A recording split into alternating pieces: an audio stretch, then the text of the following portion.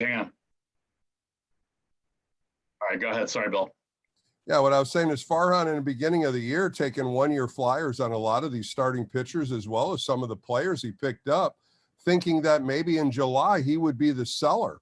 And how the team is gelled and the confidence these players have put together, it just shows that teams can be built on one-year contracts as well as longevity contracts. So what ended up happening is he became the buyer. And when you look at it, he bought the biggest piece that I thought was out there. Sure, Scherzer was one piece, but I still think Chris Bryant was a great piece to add, a multi-purpose player. And that's what ended up at the All-Star break of him doing. Now you start going back out of spring training, signing LaStella on a 3-year contract, one of the longest tenured contracts Farhan has put out there. And sure enough, last Friday, he picks up Crawford for 2 years at an extension that was for $32 million, a great pickup. And now the forecast is trying to get Posey signed. And then he starts rebuilding his team. But a lot of surprises, no doubt, but a lot of positives when you look at this coaching staff that really has pursued analytics and showing people what they can do and how they can get better. And that's one of the things these players did. They built into it, grew up, they understood it, and it's now showing. Lamont Wade Jr. being one, changing his swing path, changing his stance, and he's become an awesome player for the Orange and Black. No doubt about it. The Giants 4 games up on the Los Angeles Dodgers. Let me ask you this in terms of the Giants and Gabe Kapler. He took a lot of flack in Philadelphia. I think he overanalyzed everything, kind of blew out his bullpen. That was his reputation coming to San Francisco. And they were 1 game away from making the playoffs with the roster that a lot of people know. By the way, just because you don't know who the players are, people out there, doesn't mean that they're not good. I just want to make sure that everybody understands that because they are in this 24/7. And I know there was a lot of flack over the winter. No name players, Crawford, Posey sitting out last year. What was going to come into this year? I honestly, frankly, and we've had this conversation, I thought they were going to be good enough to compete. I didn't know they were going to be this good. I'd be lying if I said they were going to be 76-41, better than the other 29 teams in Major League Baseball. But I thought getting Anthony DeSclafani, and Alex Wood as free agents on 1-year contracts, re-signing Kevin Gausman from the starting pitching. You didn't know what you were going to get with Johnny Cueto, and then, of course, the 5th starter, Logan Webb, at the beginning of the year has turned out to be maybe the 2nd best pitcher on this team. So it just goes to show that the talent that they assess for their purposes has shown up very well. But this park, Oracle Park at night, perfect for a guy like DeSclafani, perfect for a guy like Alex Wood. By the way, he pitched yesterday 11-0 after a Giants loss. So he's done well for them as well. But what do you think about the signings that they had during the winter and coming in, and my assessment on DeSclafani and Alex Wood, and, of course, Logan Webb, finally coming back from being healthy and, of course, the suspension a couple of years ago. They've just turned their seasons around, and they didn't go after starting pitching. They went after bullpen help. Well, DeSclafani and Wood both were injured last year. They didn't even have full seasons. Of course, Alex Wood was with the Dodgers. He ended up helping them out of the bullpen. DeSclafani was in Cincinnati, and he really didn't pitch much at all, inconsistent numbers. So they kind of took 2 flyers on guys with subpar injuries that they figured they could fix. And they did. DeSclafani is having one of the best seasons he's ever had.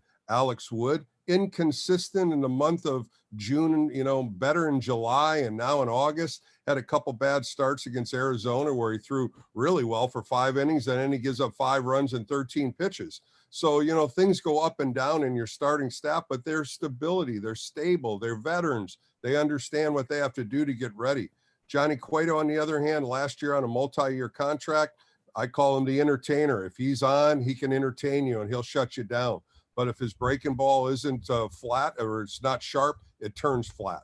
And when that happens, he's backing up third more than he expects. So, you have a couple holes, but you mentioned one guy that's just been lights out lately is Logan Webb. His last 6 starts has been an ace caliber pitcher. And that's the guy they're building around, 24 years old, out of Sacramento, and he's just having a fabulous year. And he's building that around veteran pitchers. That's what he's learning to do. He's learning how to pitch. Kevin Gausman, another guy, was lights out the first half, lost his splitter, coming back to it, still throwing 95, 96. So the starting staff is good. You can get into a 3-man staff, most likely with Gausman, DeSclafani, and Webb. I think those are your 3 if you go into a short-term kind of a 5-game series. If you get into a 7-game series, you'll probably see Alex Wood or maybe Johnny Cueto. But you start looking at the bullpen. He did pick up McGee. McGee has been very well, 25 saves as your savior. Tyler Rogers finally getting an opportunity to pitch at the big league level. Those two guys are really the last two pieces in the bullpen, but they picked up Tony Watson, and we've known Tony for 3 years with the Giants, and he pitched outstanding with them. Let him go. He went to the Angels. They picked him up, and he's been lights out ever since he's back in the orange and black.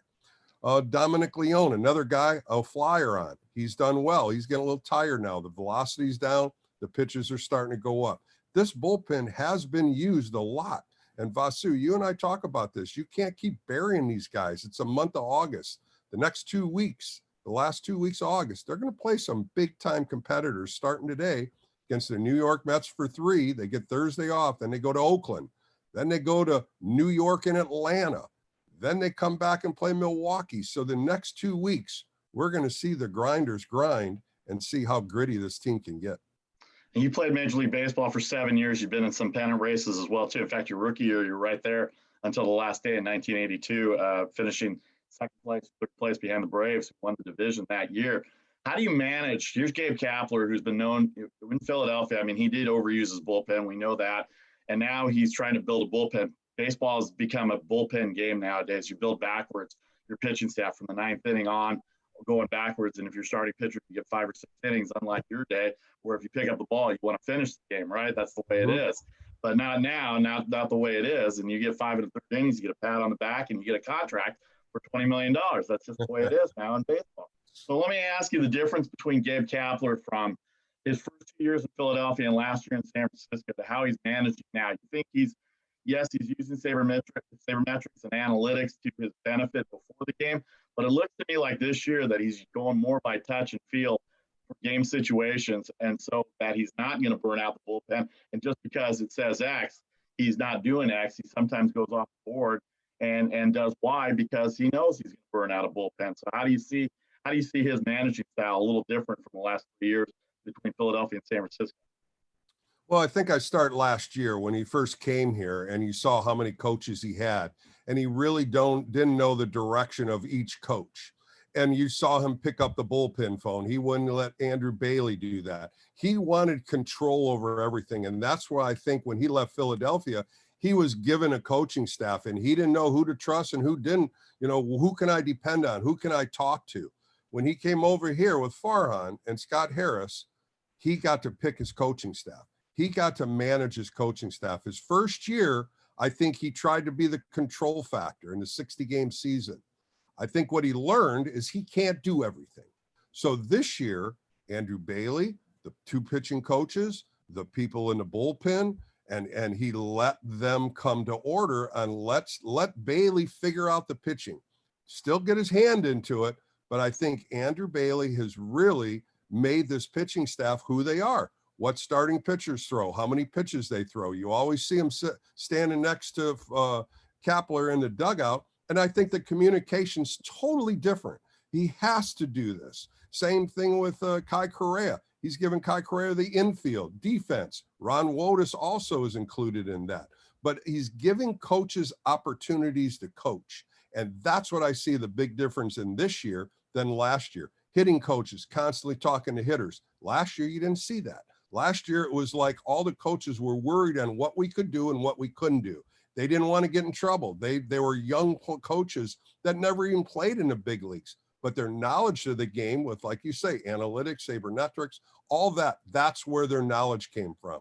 This year, over the winter, they worked with guys. They worked with swing pass. They worked with pitchers to develop different pitches and different counts. It is all built through analytics, no doubt about it. Analytics is the highway of information, but how do you teach that to veteran players like Crawford, Posey, Belt, and have them go into it, have them build with it? Well, they did, and they see the results now. You see Posey get more rest. He's strengthening himself, hips, legs, arms. You look at Crawford. Crawford's much better as a hitter, opened his stance, opened his head toward the pitcher more. Belt still got the same stance, but I tell you what, he's awesome in watching pitches. Then you build Estella in the mix. You bring some of these guys like Yaz back in the mix. They're driving these pitchers to throw 5, 6, 7 pitches every at bat. And I tell you what, pitch counts matters. You just said it. The game of the baseball is now how you build your bullpen, because if you get 5-6 innings, and I always say this everywhere I teach pitching, quit looking at innings, give me outs. Give me 15 outs. If you can count outs, then you got me 5 innings. If you can go 6 innings, that's a pat on the back, because 6 innings now is like a complete game back in the 80s when I played. No doubt about it. Our guest, Bill Laskey, in a conversation with Vasu Vada Party, sponsored by Britannia Arms of Cupertino. Check out their website at BritanniaArmsDeanza.com. All right, let me ask you this just real quick based on the analytics and sabermetrics. Obviously, I use it in my job. We use it around the game. But within the game itself, I think a lot of managers are realizing that you still have to do the managing without relying on numbers and games like that. Let me ask you, because we didn't have this kind of information when you were playing, when I was growing up watching baseball. It's a different game now. It's not that different. The game itself is the same, but it's obviously played differently the way that you grew up and I grew up when you pitched and I watched you pitch. How is analytics and sabermetrics similar in a way to what your manager, Frank Robinson, guys that you played for? What do they do that would be even slightly resembling any sabermetrics or analytics back in your day of when you played, even when you were coming up through the big leagues? I think one of the biggest things we did, we had scouts in the stands. They would always be ahead of us. Say we're playing Atlanta, they'd be watching Atlanta for 6 games before we even get to them. And what they did is they scouted the game. So, say Dale Murphy was up, we would know every pitch that opposing pitcher, say Atlanta was playing Cincinnati, we would know everything that Cincinnati Red pitcher would be throwing to Dale Murphy. Now, it didn't show you what kind of slider Mario Soto threw, so we didn't know what kind of break he had, but they would say, don't throw sliders at Dale Murphy. Well, that was one of my best pitches, so I'm saying, why can't I throw my slider? It's a total different break. And so that's where the question marks came when you got these scouting reports when you went into the new team. Of course, fans know this. When a new team comes in, you have a pitchers meeting, about a half-hour pitching meeting, and you'd have all the pitchers stand in there. They'd go through the scouting reports. We'd go 1 all the way down to the 15th guy, and we'd talk about every hitter. And then what you would get pitchers talking about how they got them out. That was our analytics. It was all in-house, and it was all about who faced who, what we got out, how we got them out.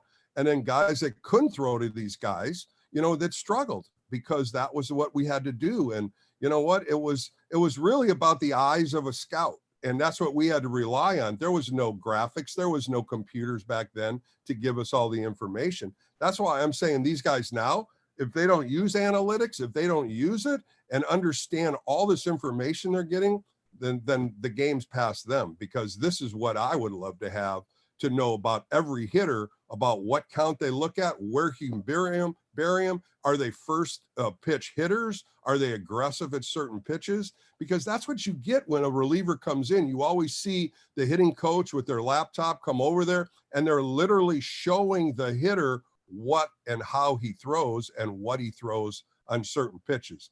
The game has changed. It's a great game. Don't get me wrong. The analytics have definitely given more players and pitchers all the information they can have, and it's up to them now to use it for their advantage. No doubt about it. And we use it, like I said, I think when you get before the games and after the games, I think that's when all those numbers come in, and you use it as a trend. I mean, same thing in any aspect of life, in any business. You go with trends and you go with adaptability and flexibility. As a former pitcher, you mentioned all the analytics and sabermetrics and strength. When you have confidence in yourself, every major leaguer does at some point. Obviously you question yourself here and there, but the fact is, when you see the scouting reports, and you mentioned Dale Murphy, don't throw him a slider, you have to pitch to your strength. I'm sure you did, and everybody did. Did you pitch? When you hit or pitch, you have to go with your strengths and not worry about their and not go after their weaknesses, because if you have to be confident in how you're pitching versus it's strength versus strength. That big boy, if you can hit it, hit it. If you can't, this is my strength. I'm not going to lose on secondary pitches, or I'm not going to lose based on a scouting report of a pitcher if I'm a hitter. Well, I think that's a main thing, and that's really comes down to how pitchers as starters, you always talk about first time through the lineup, second time through the lineup, third time through the lineup. And you start seeing how these earned run averages go up the second time around, because they're not thinking how I got them out the first time and if I should go back to that same pitch. Back in our day, you wore out that spot until they showed you they could hit that pitch. Correct, yeah. You would show pitches away and then come right back in. And, you know, on my extra innings show, I always say, if you don't pitch inside, you're not going to pitch in the big leagues. And that came really from Frank Robinson. I used to pitch inside till I got to the big leagues. And Frank Robinson said, come here, Bill. I used to stand right on top of the plate. And I used to look at rookies like you and say, he's not coming inside. There's no way he's going to come inside. And sure enough, when you do, you got to brush him off the plate. You got to push him in off the plate. And these are the things that Frank taught me. Go inside, show them you can come inside, and go a little farther inside to make it even work better. That's how you get that second and third time around works for you. These guys are so in tune and showing the same thing, and then they want to change it the next time up. And sure enough, they're backing up third. No doubt about it. We'll have another conversation on the philosophy of baseball, because pitching inside is a lost art. Bunting's a lost art. I don't think I've seen a stolen base or a pitch out. I haven't seen very many stolen bases. I don't think I've seen one pitch out this year at all in any of the baseball games. And, you know, I watch all of them. And I think some broadcaster said the other day that I don't think they've seen one pitch out this whole year. So I don't think that's part of it. It's part of the vernacular. And you say the same thing with hit and runs and steals. You know, in the other game the other night, you know, Yaz steals second base, and sure enough, Caselli bloops a ball in the center field and you get a run. Guess what? If he didn't steal that bag, it's first and third. So you have to be a little more aggressive. You look at the Padres being the one team, they're stealing bags all the time. And that's it's a different style of game. But you ask yourself, if this is something that teams are doing and they are succeeding by it, why aren't we trying it? Because there's speed on every team, but they get in these headsets and they think about analytics. Well, analytics isn't telling me this and this. Sometimes eye tests matter more than anything. You do it, I do it. When you're watching a game, you see more with your eyes than with notes and all the points of why we should do this or why we shouldn't do this. And that's the thing that I think Gabe Kapler is learning to do. You see him talking to pitchers more. Last year, he took pitchers out before he even crossed the line. Right. I really went against it on my post-game shows, because you don't know about that pitcher until you cross the line and talk to him. And he's done that fabulous this year. I think he's done exceptional with his pitching staff. I pat Bailey on the back, and I really, really think Gabe Kapler is learning to trust his coaches when he makes all these moves. All right, a few more minutes with Bill Laskey here of KNBR. Extra innings on the weekends after the Giants games, and co-host with Marty Lurie and Kerry Crowley for a 4-hour pregame show every Saturday and Sunday. Bill does not relax post-career. He's always working. He's always grinding. We'll get to the fantasy camp in a few minutes. Appreciate his time, as always. Let me ask you this. We got 6 more weeks left in the regular season. The National League West has proved to be the best division. I said in April, and I know you gave me a lot of flack about it, I didn't think the Padres were contenders. I just thought they kicked the ball around too much. Starting pitching was inconsistent, and had Darvish on the injured list. Said, oh, you Darvish, Blake Snell, Mark Melanson's in the bullpen. Bullpen's been great. They haven't hit in the clutch. Tatis is getting hurt too much. He's a terrible shortstop. I never thought he should have played shortstop. You see San Diego as a pod. Do you see it as desperation that they're bringing him back to put him in the outfield after being hurt 3 times? And then, for the sake of the information, like you said, the Dodgers have all the names. They're the new favorites after Scherzer and Turner, about 3-1 to win the World Series. The Giants are still 4th, even though they've got the best record in terms of the odds to win the World Series, behind Tampa Bay and behind the White Sox and behind the Houston Astros. What did the Giants have to do in the next 6 weeks to keep up with not only their own progression, but also to make sure that they continue to win the division, because it's back to a 1-game wild card, Bill? Well, I think it showed back when they went to Milwaukee, when Milwaukee threw their best pitchers, their best starters, except for Peralta. He didn't get to start, but they grinded at bats. They got to the 2-1 ball games, and they fought back when they got behind. And this team is resilient. We talk about that all the time. That's their chemistry. That's what this team is made of. And I think they just have to grind game to game. You always hear about it. That's the cliches of every analyst: game to game, pitch to pitch, inning to inning. But really, the Giants have won most series on any other team. And I think that's how you have to look at this upcoming schedule. I talked about this at All-Star break. It was fine up until July 15th. Then it was August 15th. Now we're here August 15th. Now the grind comes. The last 44 games for the Giants right now. and it starts tonight with the New York Mets. The Mets traveling all night to get here. Tonight and tomorrow, they should come out, score early runs, and get them behind. That's how you got to beat the Mets. The Mets are going to be tired coming in here. They just got their tail whipped 3 games by the Dodgers, 2 in extra innings, and then yesterday they got pelted. So you know what? They're coming in as a Debbie Downer. They're tired. And guess what? They play the Giants for 3. They go to LA for 3. Then they got the Giants again. So nice scheduling right there by MLB for this team. And but you know what? You just take that 3-game series, and then you take the day off, and then you got the Bay Bridge series, and there's always life when you got the A's in Oakland for 3. And like I said, those are your next 6 games. You can't look further into that.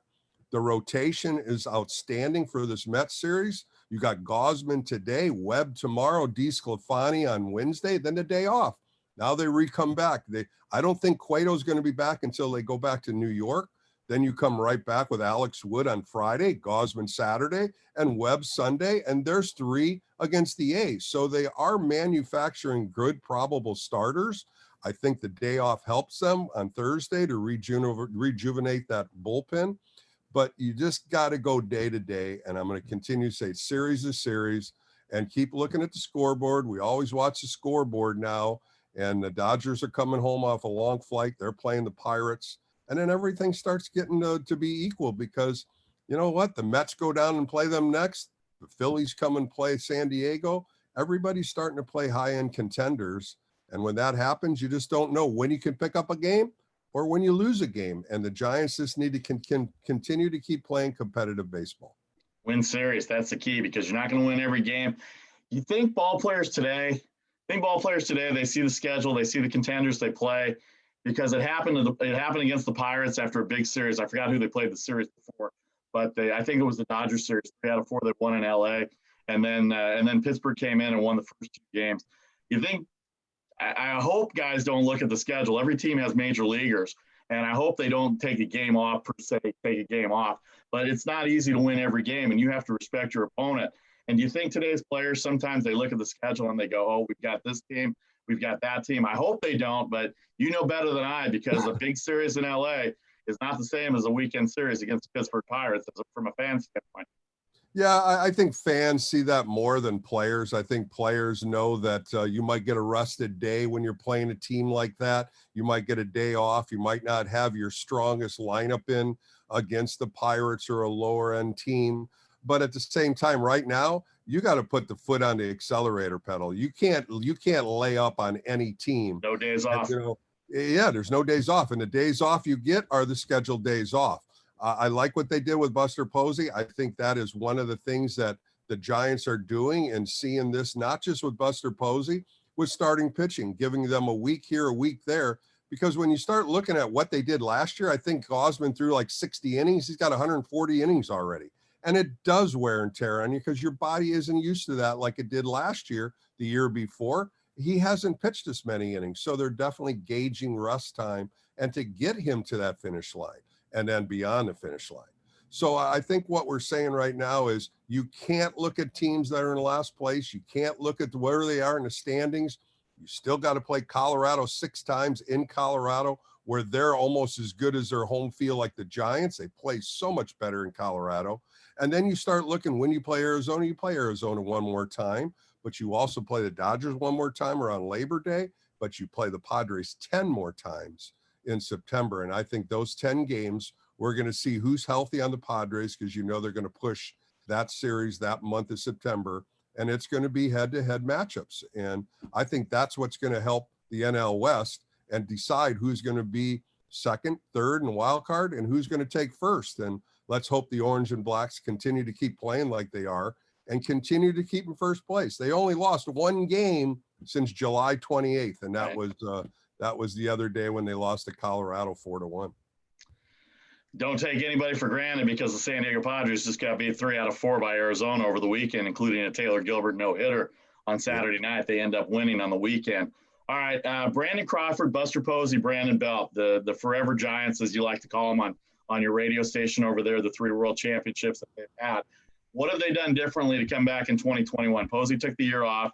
He looks rejuvenated. Brandon Crawford, I think his offense came back because obviously he's bought into the hitting philosophies of the new coaching staff. But Brandon Belt is kind of an enigma on one end, and then he's terrific on the other end. I thought with Wade Jr. and Darren Ruff playing great first base, I thought if they were really looking at starting pitching, that Brandon Belt might be on the trade block. I don't know if he was or not. I don't want anybody getting mad at me. I'm not necessarily interested in trading Brandon Belt. But for a few years there, his name was mentioned. I thought a guy like that who lost outs in right center field all the time at Oracle Park would have been perfect at Yankee Stadium for one of their starting pitchers, or in Boston for one of their starting pitchers, or any of the contenders that you look at. Even Tampa Bay would have been pretty good to get one of their assets they had. But Brandon Belt to me is the most puzzling player on this team the last 3 years. What's your take on the three of them, but specifically Belt as far as my purposes go? Well, I'll just go Brandon Belt. I always felt Brandon Belt should have had a Gold Glove by now. I think he's one of the very best first basemen in either league, National League or American League. He has so many catches in the dirt or off the bag where he resurfaces and goes down the line or away from the bag to catch it. And these are intangibles as a first baseman. As a defensive first baseman, like I said, he's one of the best. On the offensive side, we all know he's a streaky hitter. He had 5 home runs in 3 days. This guy's just, unbelievable power. I just don't know what they see down the road with him, if they are going to try to re-sign him or not. He's probably about the only question mark out of the 3 that I just don't know what Farhan and Scott Harris is looking at and how much money they got to give him. Now, of course, with Crawford signing for 2 years, you got Buster Posey on an option for them for $22 million. Do they try to cut the option off and sign him to a 2 or 3 year contract? I think Buster wants to stay in the orange and black for his career. I can see a statue out on him, and there's no doubt about it. He's an MVP type of caliber player. 7-time All-Star, Rookie of the Year, of course, Gold Gloves. And, you got Yadi Molina and him, probably the 2 best catchers in the game right now. But, Crawford signed for 2 more years. I interviewed him. He just says, Bill, I'm 34 years old. I want to stay in the orange and black, and we'll see what happens when he turns 36 and see if he continues. And then you start looking at, why did they sign him? Well, Luciano is their big shortstop. He was in San Jose. He got moved up to high A ball. He's not going to be ready for a couple of years. He is a fabulous player, no doubt about it. Same thing with Ramos. Ramos is in AAA. He's starting to hit home run balls. That's my question on what they're going to do with Chris Bryant. Are they going to re-sign him? Because really, Ramos is your future. He's an outfielder. So that's the big question on what they're going to do with Bryant. But when you talk about the 3-headed monster with Crawford, Posey, and Belt, sign Posey. You're going to keep Posey. Everybody wants him. Brandon Belt, to me, is a 50-50. I don't know what they think about him. He's got a lot of injuries. He comes down with many injuries. And if you're going to give him that kind of money, you want a guy that can be sustainable for at least 100 to 110 games. That's what you're probably going to get out of Posey. Crawford's a different entity because he's a shortstop. But you know what? I'm signing all 3 of them if I'm me. It's not my money. You know how that is. That's it, yeah. Not my money, but I tell you what, those 3 guys have put a lot of pleasure in a lot of Giants fans on and off the field because they do so much. They're good guys. They're good people. They're good family men. And that's what the tradition for Giant players. Well, I'm signing 3 of them, and I'm including Chris Bryant in there because I think Chris Bryant's perfect for this team. 5 positions he plays, and I think he's really endeared himself to the fan base. And I think a lot of people that didn't get a chance to watch him while he was playing for the Cubs are finally figuring out on the West Coast what kind of player he is. The versatility, the defense is there, but the offense, boy, they just didn't have that kind of offense. And when they went into slumps, it's nice to have a bat like Chris Bryant in there. All right, let me ask you one last thing here regarding the Giants. What would you do with Chris Bryant? Would you bring him back as well, too? I mean, he's got to be in that mix for 2022. He's still young. Well, I look at Longoria for 1 more year. That's what they have on him, 1 more year in his contract. Who's going to take third base after that? That's why I say bring Chris Bryant in. I don't think Elliot Ramos is going to be up here next year, maybe an add-on here and there. You still can play him in left field. He tried to play right field the other day, so you could put Ruff in left field, or you could put Dickerson in left field. You still have left field as an option for Bryant every day. Yep. You could still switch him and play some first base if there's a left-handed pitcher. I like him. I think he's a superstar. I really do. And I believe when they picked him up with 4 minutes left, I said the best was last. And I really believe that. I think he's better than Rizzo. I really think he's better than Baez. And he was always that third-party person with Chicago. And you and I talked about this, Vasu. he's an impeccable player on the field. He plays great defense, got a good arm.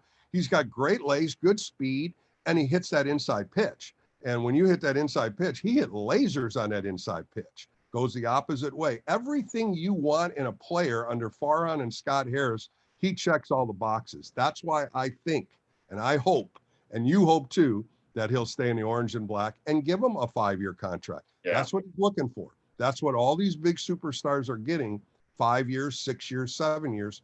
That's the guy, that's the next man up, I believe the Giants should give to. I think he's a lot better than people thought he was in all 5 positions that he plays defense in, and I think that's the key. Probably keeping him in, especially at the big park, Oracle Park. All right, last couple of things here. You can take a minute on it. National League West, I am a Giants fan, except when they play the Dodgers, you know that. So Scherzer and Turner, the big trade, they've got the names down there. You know Dave Roberts really well. He was up here for a few years. He did broadcasting with you in the late 2000s before the World Series runs. Tell me about my Dodgers. 4 games back right now. They've got the names. They just came off, you said, the Mets sweep, and now they've got the Pirates this week. And so maybe it's their turn to maybe put their foot on the gas as well too. Well, with Scherzer in the lineup as a starting pitcher, he's your ace. They lost Trevor Bauer, and who knows when he's coming back. The core stuff's starting to come back. Who knows if Major League Baseball is just going to cut the rope and suspend him for the rest of the year. I think that's what was needed with the Dodgers because they lost a big part of that rotation. Now you look at him and you look at some of the other starters, they still need a starting pitcher or two. David Price is filling in, but that's one of their holes they have. And then they tried a couple rookies they don't really have. They're looking for a 3-game series. And as well as I do, in a 3-game series, their 3-headed monster on the pitching mound is pretty strong. They're starting to get players back. You start seeing guys coming off the IL. They're starting to come back. You see Justin Turner leading off because they have such a good offensive team. Right. You're not going to get away from that. These guys are going to score runs. And if you can get them under 3 runs, that's a good game because they are that strong on the offensive side. That's what I'm looking at. The Giants have played them very well in 16 games, but they only have 3 more left with them. So those 3 games, when it comes to Labor Day up here, that's going to be a strong weekend. And really, the Giants need to win 2 out of 3 and keep them at bay if it's not going to be as tight as we think it's going to be at that time. All right, you watch all the baseball. Just give me a quick minute on what you see in the American League right now as far as either future competition in the World Series or how you're watching the American League Baseball this year. Well, I'm watching Chicago White Sox. They're strong and, picking up a couple players at the end too, picking up a closer, and they had Hendricks too. And then you look at the Yankees. The Yankees, all of a sudden, with this lineup they have, man, they talk about some power hitters. They're coming right at you. I just don't know if the Yankees have enough pitching, but they're going to make that AL East. That's going to be a competitive division. You got Tampa Bay, Boston. Love Tampa Bay. Yeah, and Boston kind of fell back. Now they got Sale back. Then you start looking at Toronto and Toronto. Those 4 teams are going to be battling the whole month of September. So that division's up. Then you look at the AL West. I thought Oakland, by getting Marte, was a huge, huge plus for them. Then they go get Harrison, and they pick up the catcher, Atlee Hammaker's son-in-law. That's right. I was going to ask you about that. I forgot about that. Jan Gomes, yeah. Yeah, Jan Gomes is son-in-law, and he loves him. I had talk with him, and he's really excited about him coming out to the Bay. But, they added some pieces. Again, starting pitching's another question mark with the Oakland A's. Inconsistent is the word. They have the good arms. I think the AL West with Dusty with Houston, they're getting stronger and stronger, their offensive numbers, and they are lights out on defense. If you start looking at MLB stats, Houston's number 1. They commit no errors. And you think the Giants they're third, they're best in the National League. Houston's got like 10 errors less than them. So you got to look at how these teams are playing. Houston's tough team. I just hope Oakland can consistently play well as they go down the stretch too, to see if they can catch them. Then you got to look at the wild card. This wild card is going to have many teams fighting each other. Both wild cards, both leagues too. In fact, you're from Ohio. I was going to ask you about the Reds. You followed the Big Red Machine when you were a kid. That was about the time I started watching. How about these Cincinnati Reds this year? They just took 2 out of 3 from the Phillies. Yeah, they're for real. I like them a lot. They're coming back, and I keep going back to the same question. Pitching is going to help. Who's going to stay with the pitchers?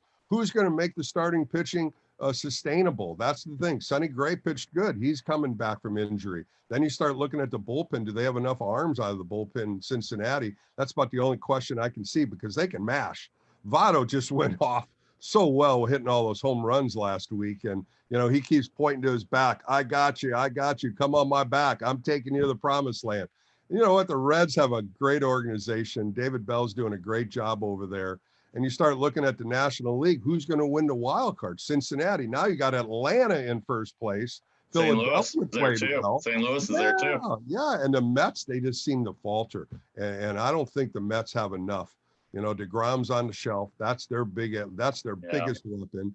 Taijuan Walker, who's really pitched well. He was one of the last pitchers to get signed. And here's a guy that makes the All-Star game. They had a no-hitter through, 7 innings against the Dodgers.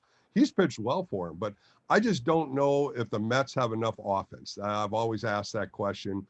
Picking Baez up, and I just don't know if they have enough in that offensive realm to score 3, 4, 5 runs for this pitching staff, because you really don't have another DeGrom coming out there. It's very interesting, the division races right now. Atlanta, Milwaukee, San Francisco. San Francisco, the best record in baseball. Milwaukee with 72 wins. They don't get talked about enough, but they're running away with the Central as well. In the American League, Tampa Bay, the best record in the American League. Chicago in the Central Division, Tony La Russa running away with the Central, and Houston in the West. Oakland, Boston, New York, Toronto, and Seattle still in the wild card hunt. In the National League, the Dodgers, San Diego, Cincinnati, St. Louis, Philadelphia in the wild card for the East. It's going to be an interesting time. I tell you this all the time.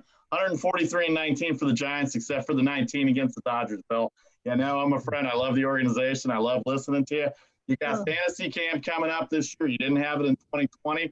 You're an ambassador for the Giants. Tell me about fantasy camp going on this year for you.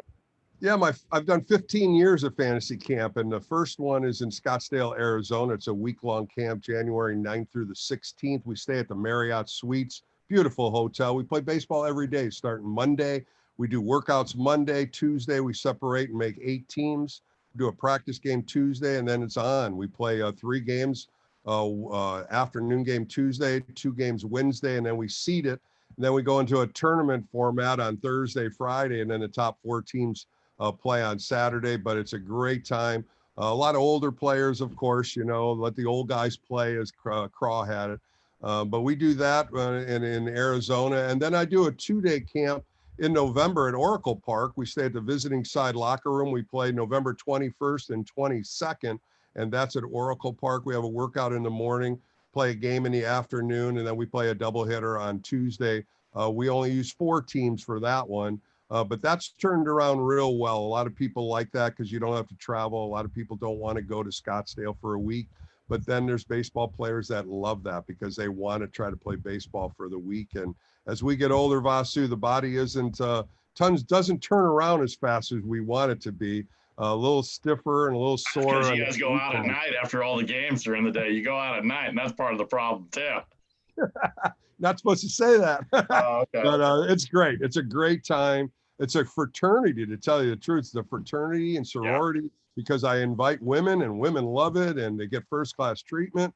It's a great time for more people that want to join. You can email me at sffantasycamp@yahoo.com, sffantasycamp,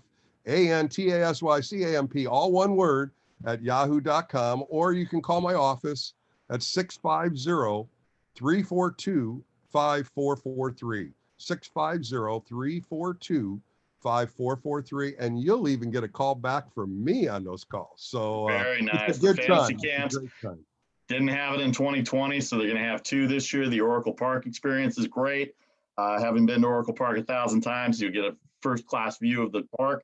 Spring training in Scottsdale, well, actually January, will be there before spring training, January 9th to the 16th. My friend, you do a great job on extra innings on the weekends. I enjoy my Sunday drives, listening to you after the game, after I get all my fill of baseball for my job and my fandom as well, too. I love listening to you. You know what I give you credit for, Bill? I give you credit because you melt the old stories and the old days from some of the callers you get with some of the new callers and some of the hardcore current callers, current fans of the team now as well, too. So you're very well versed from the 1960s on to here now. You and Marty Lurie make a great team from that regard, and it's a great listen. 4-hour pregame show before the games on the weekends on KNBR 680, 104.5 on the weekends, and then extra innings, the solo host, Bill Laskey, all your calls there as well, too. I always appreciate the time. You know, I love baseball. I love listening to you. We've been friends a while. I appreciate the time. We finally got this thing done, and next time we'll do it live, and I'll make sure that this gets out there, and I'll make sure I post your fantasy camps, get some advertising. Do I get a discount, or do I get charged more if I wear a Dodgers? Bossy, I'm going to bring you in as one of my ambassadors and watch you walk out hobbling. That's my fantasy. Bill, I have more surgeries than you do. I don't know how that happened.